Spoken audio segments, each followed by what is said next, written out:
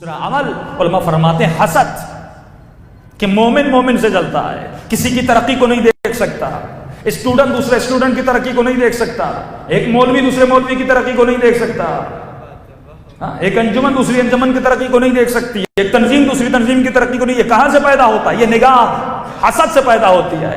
امام نے فرمایا حاسد کبھی شیعہ نہیں ہو سکتا۔ اگر دیکھنا ہے کہ میرے دل میں حسد ہے یا نہیں ہے، سب سے پہلے یہ دیکھیے میرا بھائی، میرا رشتہ دار، میرا کولیگ جو ترقی کر رہا ہے، آپ کے دل میں کون سا احساس آ رہا ہے؟ کیا اس کے لیے دعا نکل رہی ہے یا حسد پیدا ہو رہا ہے؟ علماء میں اور خواتین میں بڑا حسد ہوتا ہے۔ علماء تو نہیں، عالم تو نہیں کہہ رہا، لیکن مولوی کہہ دوں، یہ حسد کی بیماری، کیونکہ جن چیزوں میں زیادہ کمپٹیشن ہوتا ہے، جن مراکز میں زیادہ کمپٹیشن ہوتا ہے، وہاں پہ حسد پایا جاتا ہے۔ معصوم فرماتے ہیں اس کا تعلق بھی نگاہ سے ہے۔ تیسرا گناہ فرمایا وہ ہے نگاہ حرام، کہ مولا علی فرماتے ہیں آخری زمانے میں ایمان کو بچانا اتنا مشکل ہوگا جس طرح ہاتھ پہ آگ کے انگارے کو رکھنا۔ آج لوگ سوال کرتے قبلہ میں کیسے پتا چلے ہم نیک ہیں؟ میں نے کہا کوئی بڑی بات نہیں، موبائل نکالو پتا چل جائے گا۔ آج ہر مومن کی موبائل سے پتہ لگ سکتا ہے وہ مومن ہے، علی والا ہے یا امیر شام والا ہے، تھوڑی دیر میں پتہ چل سکتا ہے۔ آئیڈیو کون سے ہیں، پکچر کون سی ہیں، کانٹیکٹ کون سے ہیں، اکاؤنٹ کون سے ہیں۔ آج پیٹرن، پاسورڈ، جتنا موبائل کو بند کیا جاتا ہے، پتہ نہیں ملینز پڑے ہوئے ہیں اس میں۔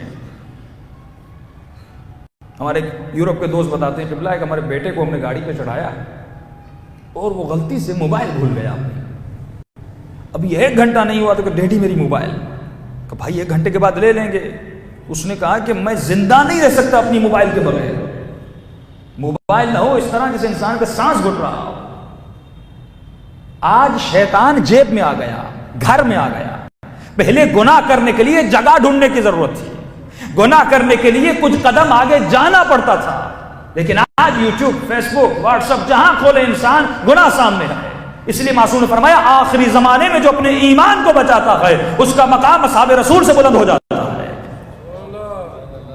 کیوں؟ کیونکہ اس زمانے میں ایمان کو بچانا بہت ہی مشکل ہے، مخصوصاً نگاہ کو بچانا۔ ایسے ایسے واقعات ہیں آپ سن کے حیران رہ جائیں گے۔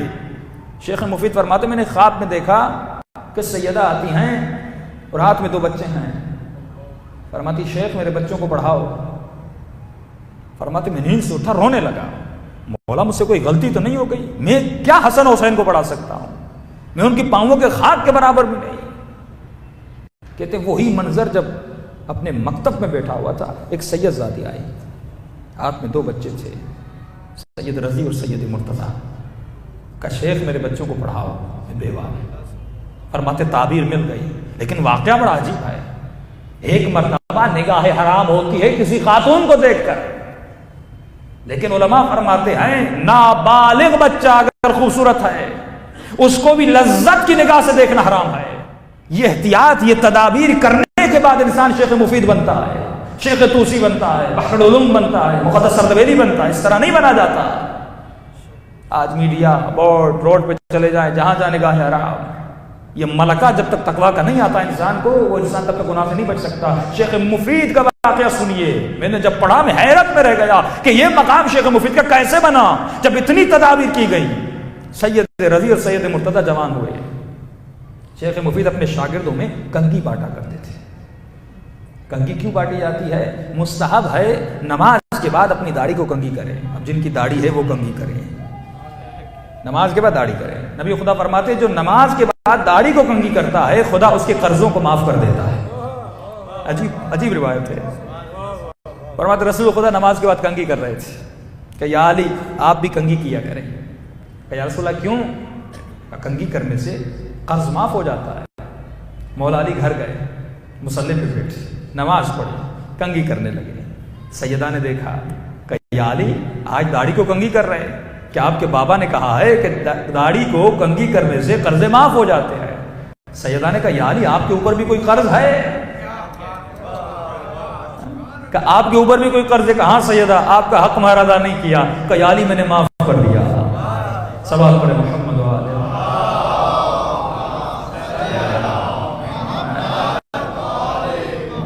اسی وقت سیدہ نے کہا یا علی میں نے معاف کر دیا۔ تو یہ چھوٹی چھوٹی باتیں ہیں لیکن ان پہ عمل کرنا بڑا عجیب ہے۔ شیخ مفید نے کنگیاں بانٹیں شاگردوں میں، سید رضی اور سید مرتضیٰ کو کنگھی نہیں ملی۔ یہ دونوں گھر گئے، اپنی ماں سے شکایت کی کہ بھائی شیخ صاحب نے سب کو دیں لیکن ہمیں نہیں دی۔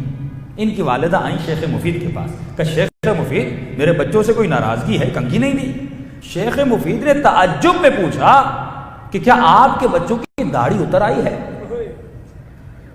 غور سے سنیے گا کہ آپ کے بچوں کی داڑھی اتر آئی ہے؟ کہاں شیخ، میرے بچے جوان ہو گئے، بالغ ہو گئے۔ کہ جب آپ اپنے بچوں کو لے کر آئی تھی چھوٹے تھے اور انتہائی خوبصورت تھے، میں آپ کے بچوں کو دیکھتا نہیں تھا۔ وہ دن آج کا دن مجھے پتا ہی نہیں تھا یہ بالغ ہو گئے، اگر مجھے پتا ہوتا ان کے چہرے پہ داڑھی آ گئی تو میں کنگھی دے دیتا۔ لیکن فرمایا نابالغ بچہ اگر خوبصورت ہو میں نہیں دیکھتا تھا کہیں نگاہ حرام میں مبتلا نہ ہو جاؤ۔ یہ کون کہہ رہا ہے؟ شیخ مفید، جو امام زمانہ کی توقیات کو لکھتے ہیں۔ اس قدر احتیاط کیا کرتے تھے، تب جا کر شیخ مفید بنتے آئے۔ شیخ رجب علی خیاط کیوں بنا، جس کو امام زمانہ سلام کا جواب دیتے ہیں؟ اسی اپنی نگاہ کو بچانے کی خاطر۔ کہتے ہیں میں جوائنٹ فیملی میں رہتا تھا۔ آج واقعاً اپنی شادیوں کو دیکھیں کہ اہل بیت کی شادیاں ہیں، اپنے فنکشنز کو دیکھیں اہل بیت کے فنکشنز ہیں، اپنے گھروں کو دیکھیں یا وہی گھر ہیں جو سیدہ کا گھر تھا؟ نہیں ہے، عمل نہیں ہے۔ جب عمل نہیں پھر روکا امام زمانہ کیوں نہیں آتے؟ شیخ رجب علی خیاط کہتے ہیں جوائنٹ فیملی تھی، ایک مرتبہ گھر خالی ہوا، کسی خاتون نے رشتہ داروں میں سے مجھے گناہ کی دعوت دی۔ فرماتے خالی گھر تھا، میں نے جواب دیا، لیکن اس خاتون نے مجھے دھمکایا کہ اگر گناہ نہیں کرو گے ہم آپ کو بدنام کر دیں گے۔ کہ میں دوڑتا ہوا اپنے گھر کی چھت پر گیا، وہ خاتون میرے پیچھے پیچھے۔ اب دو ہی راستے تھے، یا گناہ کرتا یا چھت کے نیچے گرتا، اور گرتا تو مرتا۔ اتنا ایمان قوی تھا، کہا گناہ نہیں کروں گا، مرتا ہوں تو مر جاؤں، مخالفت امام نہیں کروں گا، مرتا ہوں تو مر جاؤں۔ ایک مرتبہ کہتا ہے میں نے بسم اللہ کہہ کے چھت سے چھلانگ لگائی، جیسے زمین پہ گرنے لگا مجھے ایسے لگ رہا تھا کوئی اپنے ہاتھوں پر بٹھا کر مجھے زمین پہ آہستہ آہستہ لا رہا ہے۔ یہ شیخ رجب علی خیاط نوجوانی کا عالم ہے۔ فرمایا اسی وقت میرا قلب منقلب ہوا، میں دوڑتا ہوا مسجد گیا، میرے دل نے کہا 2 رکعت نماز شکرانہ پڑھو، کہ شیخ آج گناہ سے بچ گیا ہے۔